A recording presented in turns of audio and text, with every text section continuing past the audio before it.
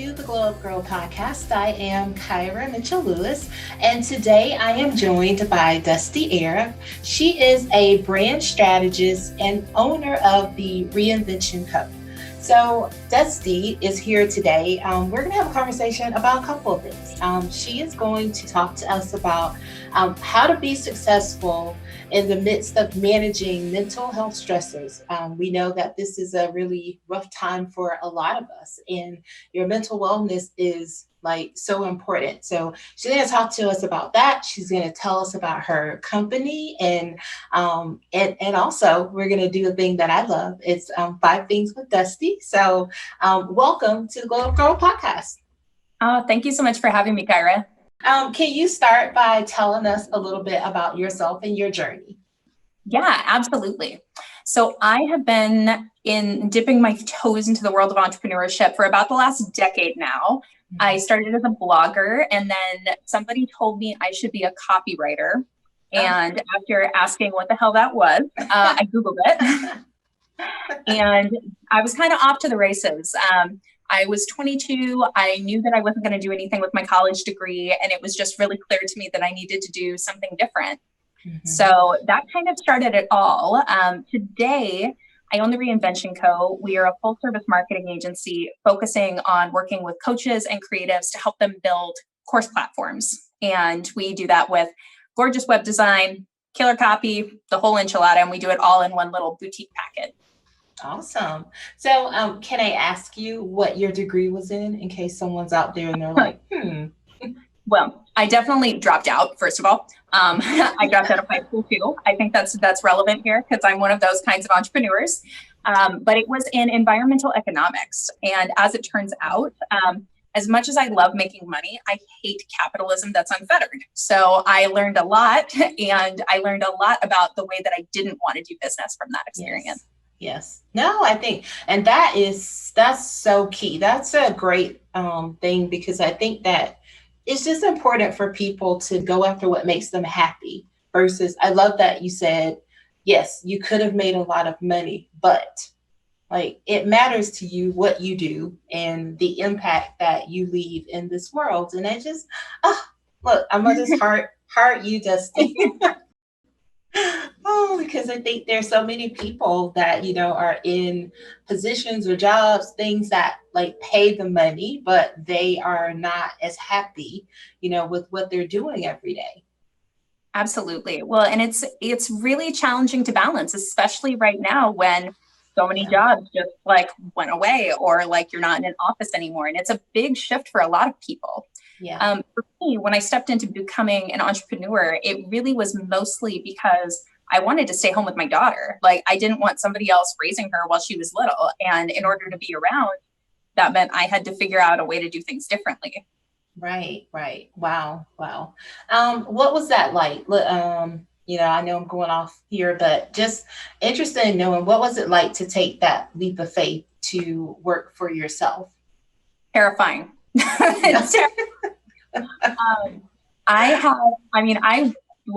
My trajectory was pretty interesting. I went from being a Starbucks barista to copywriting. My first copywriting gig was $12 an hour, which now just makes me oh my God. For who I would find out, I was ghostwriting a book I found out 4 months later. We only communicated via Skype. We never saw each other's faces. It was all text only, but she paid my rent for 6 months. And I ghost wrote a book for this girl who was a 19-year-old stripper in Colorado.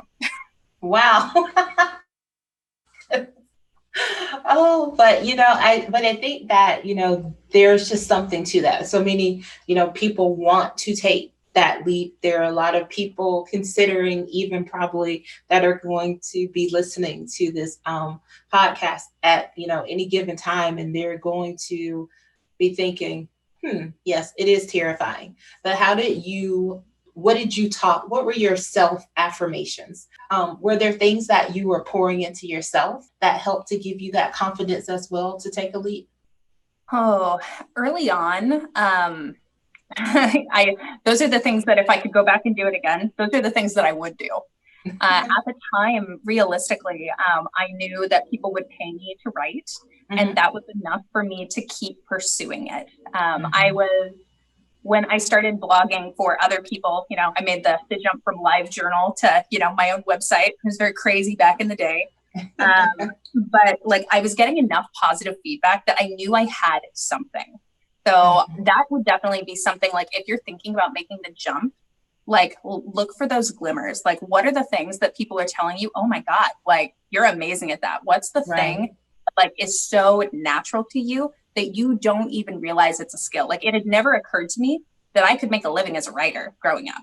Like it never crossed my mind, even though like through my education, I was always getting sent to writing conferences and stuff like that. It was just like, oh, well, of course I'm good at this. Like, right.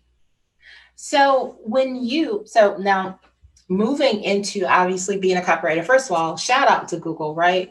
When you said, oh, I Googled it. I love that. Because I Google everything. And I always tell people, I'm like, oh, wait, let's see what Mr. Google has to say about this. People are like, I'm like, Mr. Google, let's just give him a name. So obviously, I know that you are ADHD too, and you deal with mental stressors. So, let's talk about first of all, let's tell people what that means, because probably a lot of people may not know. But let's talk about how that related to you taking that leap on your own and how you were able to manage and just things that could stress you mentally. Absolutely. So my mental health journey kind of began right after I had my daughter. I went undiagnosed with postpartum depression for a year. And previously, like I had been one of those people who didn't think depression was a thing. I didn't understand what mental health was. And I didn't understand like the implications of what, it does to your body. Same with like anxiety. I was only recently only recently diagnosed with ADHD. And for me, the way that shows up is very like, especially if you are a grown ass woman, the idea of having ADHD seems kind of weird because you think about like busy little boys who can't hold still, right? Well, that's because ADHD overwhelmingly hasn't been studied in women, and it looks very, very different. So for me, particularly dealing with like multiple things. I struggle with social anxiety as well, even though I'm an extrovert and I love people. What it looks like for me is that I am forgetful. I have to have a lot of systems in place to function the way most people do normally. So like I spent like a 40-hour work week doesn't work for me. And for a long time, like I couldn't figure out why I couldn't just do it. Why couldn't I be like everybody else and just like sit still and do the thing and keep my head down? And I just couldn't. I've never been able to do it. And even now, like I'm very open. Like I take medication for it in small amounts when I need it. And it was like a light went off. I was like, oh my God, is this how normal people function? Like I felt like a superhero. But it really has been a really fascinating process. And I wouldn't have even known to go get diagnosed if I hadn't seen other women of my age talking about what ADHD looked like for them. And it was everything from being forgetful to not being able to manage all the things you feel like you should be able to manage to like, it's so much more than not being able to focus.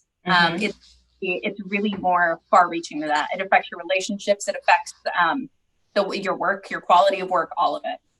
Right. Yeah, no, I definitely think that's really interesting because you're right. I think most people think ADHD and they think, because I think someone used to mention it at work when we were in the office. There was a guy who was just like, he could never stay focused. And he's like, have you ever like checked or been tested to see if you're ADHD?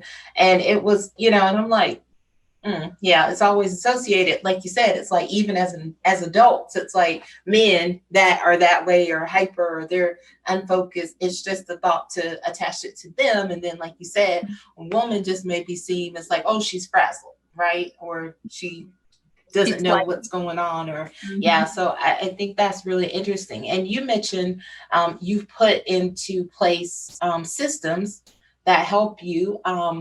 do you have any certain routines that you've had to put into place to ensure like your days are productive as well?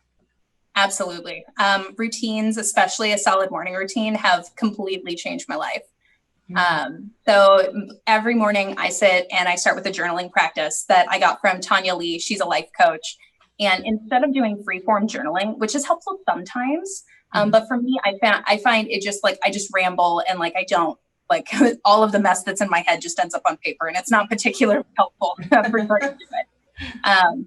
But you write down, you know, an affirmation, I am this. And then throughout your day, you write 3 things you're grateful for. You write 3 gifts you've been given, 3 gifts that you've given. And what's the last one? Of course, I'm not going to be able to remember. But the idea is that like advice from your future self. What is your future self? Okay. Yeah. There we go. It's the most important part. Yeah. But doing that is starting my day every single day like that has made it easier and easier for me to see less of like, oh, you're falling down on these things you want to be doing. You say you want to do these things, but that's not how you're acting. It's not how you're showing up. But there's something about that daily consistency of like tapping into like that future self, like who I want to become, that is really grounding and powerful. Yeah, I love that. That's awesome. Yeah, I love a good, I like prompts as well. I think they do help to keep you focused because a lot of times they just have a lot of things. And like you said, those a lot of things just end up on paper and you're like, what was I supposed to get from this? Right. So, so how do you deal with the not so great day? I force myself to go exercise. That is the number one most important thing I can do is to get out of in front of my computer because that is always the source of frustration. Like no matter, like I'm in front of a computer and it's not coming and it's just not working for whatever reason. If I can like, and the least the less that I want to do it, the more I know that I should go. Like I have a Peloton and I swear to God, that thing is magic. Yes. Like, I love Peloton. Yes. I know. I was telling somebody today, I was like, I actually really love the digital, the app with all the like strength workouts and all that.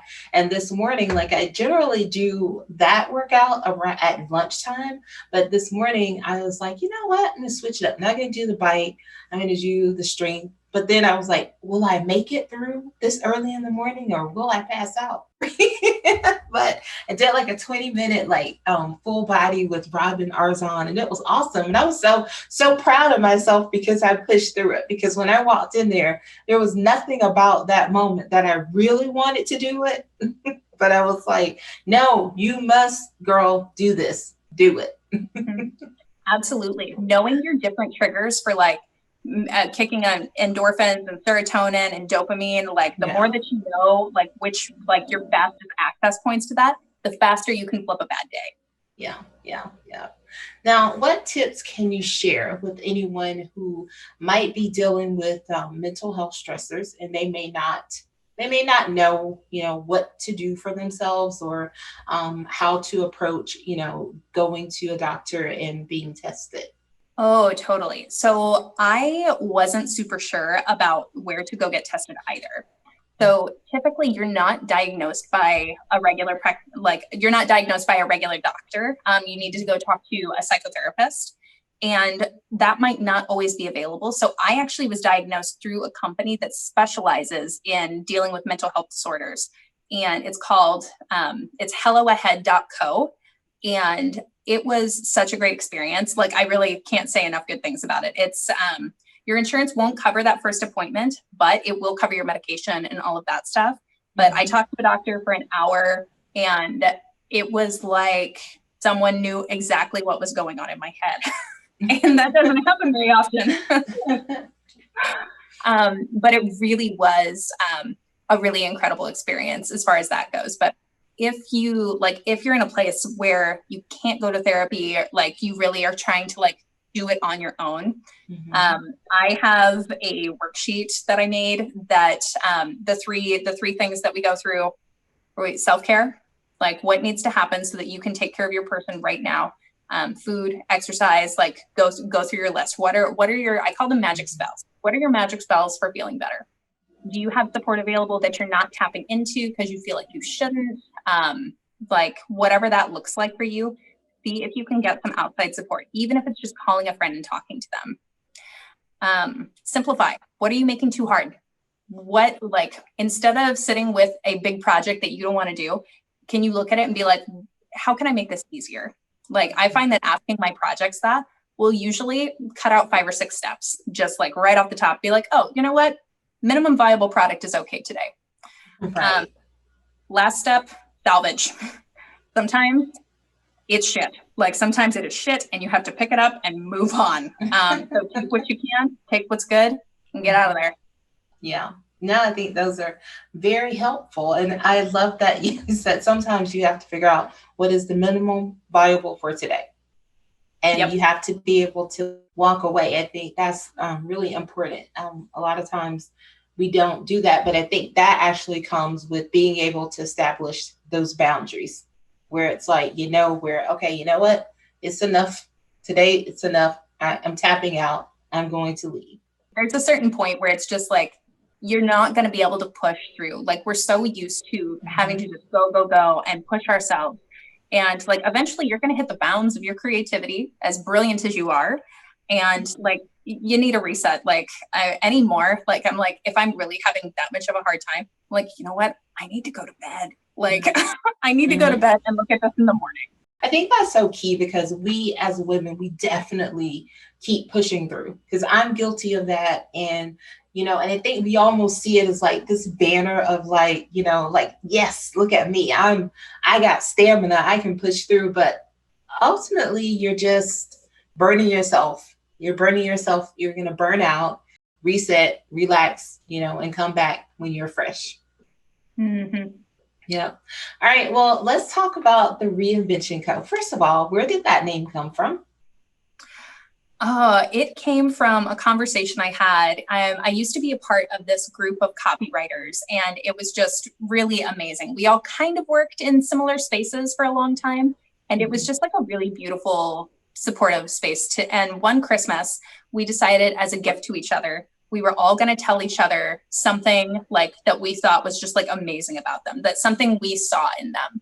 Mm-hmm. And somebody called me a reinvention specialist. Huh. There was something about that just, I was like, oh, yes, like that is what I do. Like I take things and I transform them. And eventually that became the Reinvention Co. And that really is the crux of everything that we do. Like, I love the idea that like, I am a firm believer that everyone can change. I believe that change is totally possible. I'm definitely proof of that. I am a very different person than I was even 2 or 3 years ago now. And when you come to the Reinvention Co, that's our promise. Who you are today is not who you have to be tomorrow. And we can make sure that whatever it is that you want to look like online, we can make that happen for you. Right. And you mentioned, so you talk about elevating women-owned, personality-driven brands. So what does a personality-driven brand look like? Well, typically, like so I do a lot of my business on Facebook primarily and a little bit on Instagram. But they're the people who are showing up day after day. Like, what they're into. Like, I've got this one friend, Susan, and Susan is such a badass. Like, she's an empty nester. She loves Beyonce. She loves her Peloton. Like, I know the things that she's all about. I know what she does. Like, she's a coach, but she's a very particular kind of coach. She has a very specific vibe. So these personality-driven brands are not necessarily extroverts. Susan is not an extrovert. She's just very good with social media. But it's so well defined in a way that like she can go talk about whatever super cool thing she's into right now. And you're going to go click on her sales page because you just want to hang out with her. So personality-driven brands tend to be like that. They, and I work with women just because I love women. Yes. We're amazing. No, I love that. The other thing I really, really loved looking at your website was your company's culture. That is so important, so important. And I think, people talk a lot about, our culture, but I think, today it really matters because people want to work with people. They want to work for people who they know believe in something and they stand for something. Can you speak to some of those ingredients? I know that there are transparency, audacity, of course, reinvention, and community. But can you speak to why it was so important for you to build the culture you have? This is not the first time I have tried an agency model. The first time we were called Think Charm, and I did everything wrong.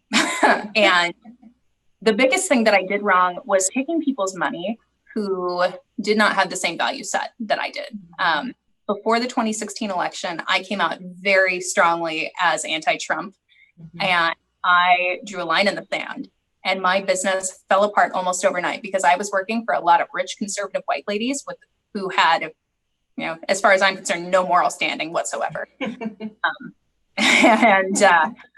It cost me a lot of money. It cost me a lot of money to stand behind what I believed in. I went back to corporate for a couple of years. It decimated my confidence, and it really took some time to be okay, I'm ready to do this again. And this time it's going to be different. And today, first of all, the diversity of my clients speaks for themselves. We have people from all walks of life, all over the world come to work with the Reinvention Co. My team, we are Black, queer, Indigenous, and we are weirdos. I am not the only ADHD one on my team, I tell you what. Those when I put together the Reinvention Co, I was just so hungry for a different model. I was so sick of working for narcissistic, self-absorbed white guys who were convinced they were just God's gift. I'm no. Nope, we're not going to let that fly here. We don't work with people like that here. You stand for something if you work with us. And if you don't, then I won't work with you anymore. No, I think that's so important. And it says so much about you as a person and your value set, because that matters. And it especially, it mattered back then. So kudos to you for drawing your line in the sand, and it still matters today.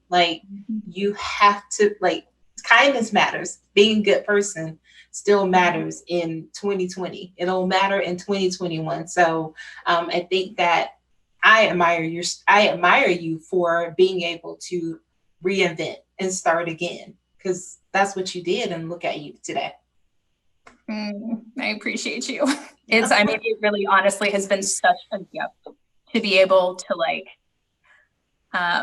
just to get another chance to really do it the right way. And and it's been really funny because I work a lot in the self-help industry. I work with a lot of coaches and things like that. And it's been really interesting watching everybody jump on the anti-racism boat this year and be well, it's better late than never, guys. But yeah, work to do. Yeah. And you can't, and you have to actually get to the action plan, not just the talk, not just talk about it, and not just saying that we're having conversations, but it's the actual part where you start to roll out activities and things. You don't have to do everything. You don't have to do everything at once. You just have to start doing some things. It drives me crazy to look at these people's teams and be what you been reading? Because I'm pretty sure we're not reading the same thing, guys. Fine, you got time, but get on it. Yeah. So currently, what would you say, if you can, what's one of your favorite projects that you're working on right now? Oh man, I'm working with this woman, Kathleen Stewart, who she runs so I'm based in Vancouver, Washington right now, but I was a longtime Oregon resident. I'm right by Portland still. So I'm still very Portland politics, very important to me. And she runs a consultancy that specifically helps women and people of color get elected in Oregon. And she debuted a program this year called Lady Politicos. And the entire idea is it is an incubator for people to go in so that they can be political candidates in the next set of elections here. So Oh my goodness, getting to work with her on this launch during the election cycle was the only thing that kept me sane, to be totally honest. How can people work with you if someone wanted to come in, someone's listening today? What steps would they take to connect to you and the team? Absolutely. I am very easy to find. The Reinvention Co. We have all of our services listed there. We do handle web design. So like for Kathleen's brand, she was ready to launch courses for the first time, but she needed a new website. She needed a total visual overhaul, all of the sales copy, all of her launch support. So all her emails, we ended up handling the entire thing. So we kind of operate on that spectrum. Like you can come for a little bit or you can come for the whole thing. I also have an event that's happening coming up on January 22nd called Course Created Live. And if you've been like stalling on your big idea because like you're too stressed and you don't have time, or like you have pieces of it all over the place, like me, we're going to do the entire thing in one day. Tickets are super affordable. They're $100 at the base level right now while it's early bird. And yeah, no matter where you're at on that spectrum of creating a body of work that can start to generate passive revenue, we're happy to help you with it. Oh, awesome. Well, that is fantastic. I love it. All right. So now we're at 5 things with Dusti. First thing you do when you wake up. Oh, I go upstairs and turn on my Nespresso machine. Nice. Well, that answers the second question. I was going to coffee or tea. Oh, definitely coffee. And because I know and saw that you liked Peloton, what's your favorite Peloton workout and who's your favorite instructor? It's so hard. It depends on the mood I'm in. If I need my ass kicked, it's always Robin. But most of the time, Cody Rigsby is my go-to. He's my boy. I do like him. Favorite place you've traveled to? Paris was magical. It was magical. I went for 10 days by myself a few years back, and it was just everything. Yes. And 5, what's your favorite movie? Ooh, tough one. Probably Waitress. Also, there's a musical now that Sarah Bareilles wrote. I love her. Yeah. Yeah. You made 5 things so easy because your website and your story was just so like interesting. And I was like, oh, wait, she's got really, there could have been 10 things with Dusti, but I said I had to settle on 5. Well, Dusti, this has been great. Again, let's one more time before you go, let's make sure everybody knows how to find you online and on social media before we wrap. Yep, absolutely. If you Google my weird name, you will find me. And then our website is thereinvention.co. Awesome. Well, this has been so great. I thank you so much for taking the time. And I thank you for your true transparency in your story, because it definitely has been inspiring to listen to you and to hear your journey. Oh, thank you so much for having me. This is so much fun. Awesome. Well, I wish you all the success in the world, and everyone, please go and check out the Reinvention Co online and or Google Dusti, and you can find her. And we will be right back.